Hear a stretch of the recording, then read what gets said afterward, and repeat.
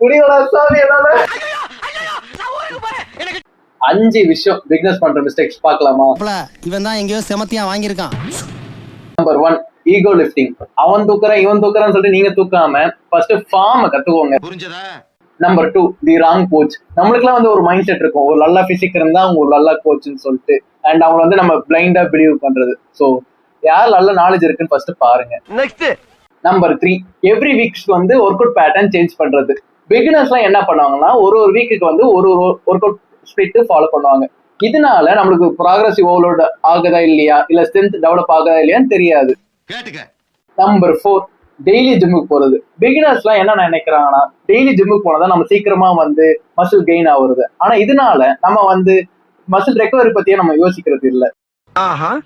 Number 5 நிறைய cardio பண்ணா நிறைய ஃபேட் லாஸ் ஆகும்னு சொல்லிட்டு நிறைய பேர் நினைக்கிறாங்க. ஆனா அது உண்மை இல்ல. இங்க வெயிட் லாஸுக்கும் ஃபேட் லாஸுக்கும் நிறைய டிஃபரன்ஸ் இருக்கு. நோட் பண்ணுங்கப்பா. இதை பத்தி இன்னும் டீட்டெயிலா தெரிஞ்சுக்கணும்னா ஃபாலோ பண்ணிக்கோங்க. அண்ட் பாட்டு வேணும்னா மறக்காம கமெண்ட் பண்ணுங்க.